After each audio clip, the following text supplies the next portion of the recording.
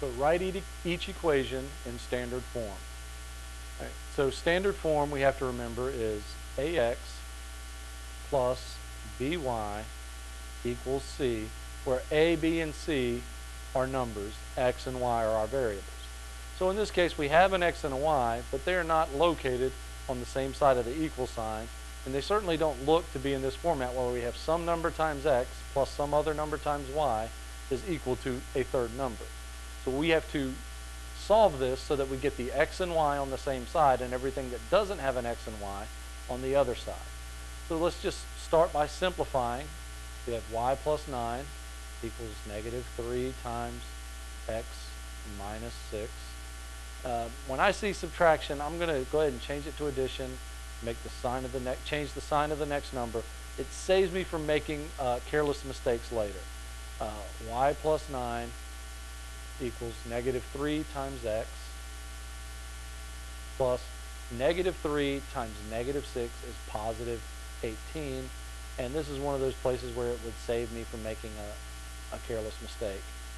And now I have, I still don't have my variables on the same side of the equation. So I'm going to get rid of the variable on this side by adding its opposite. Negative 3x plus 3x is going to be 0, but if I add 3x to one side of the equal sign, I had to do the same thing on the other side of the equal sign. Otherwise, the equal sign is not true anymore.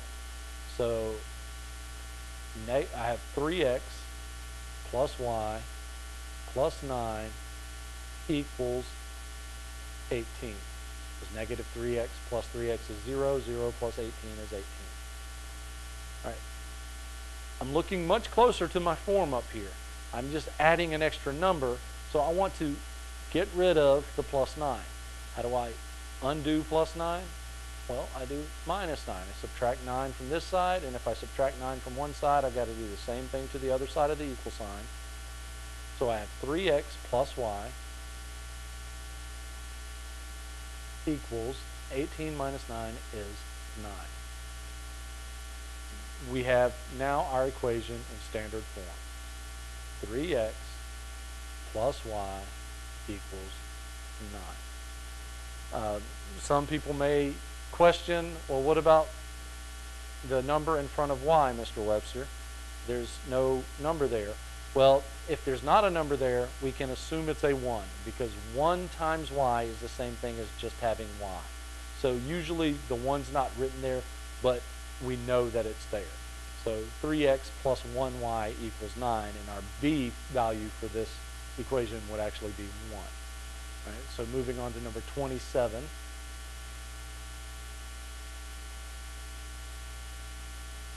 We have y plus 9 equals negative 1/5 times x plus 4. To put it in standard form,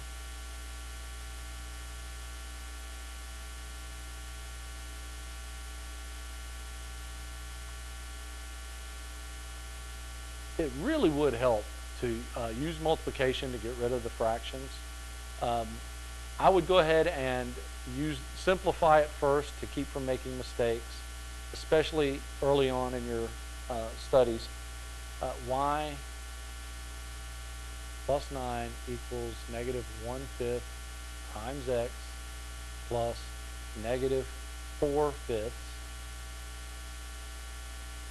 And the way we get rid of fractions would be to multiply everything by the denominator. So if I multiply this side by 5 and this side by 5, I have 5 times y plus 5 times 9 is 45 equals 5 times negative 1/5, negative 1, plus 5 times negative 4/5, negative 4. Now I want my variables all on one side and everything that's not a variable on the other side. So I'm going to go ahead and add 1x to both sides. I now have 1x plus 5y plus 45 equals negative 4. And I've got to get rid of this number 45. So how do I undo plus 45? Subtract 45 from both sides. And we get x plus 5y equals negative 49.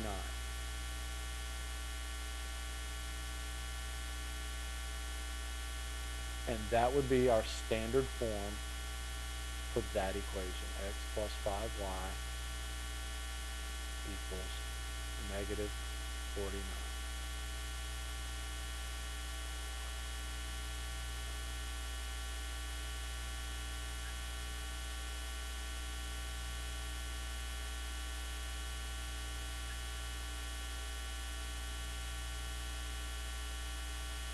Express the relation as a table and a graph, then determine the domain and range.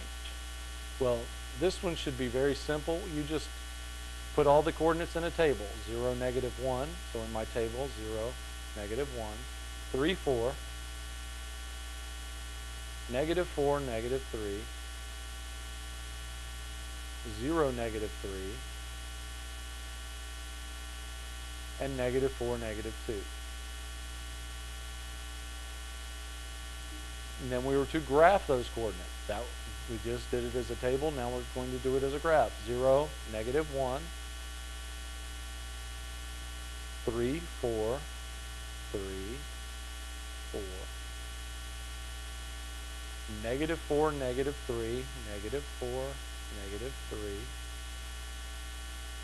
0, negative 3, 0, negative 3, and negative 4, negative 2. Negative 4, negative 2. So we've now expressed it as a table and a graph. Now we're to determine the domain and range. The domain is simply the set of all the possible x values. We have a 0, a 3, and a negative 4. So our domain would consist of negative 4, 0, 3. These numbers are just repeats of those same numbers, so we don't have to list them again. Range would be all the possible y values or all the possible output values. And here we have a negative 3, a negative 2, a negative 1, and a 4. Negative 3, negative 2, negative 1, 4. So our domain is all our possible x values or possible inputs. Our range is all the possible outputs or y values.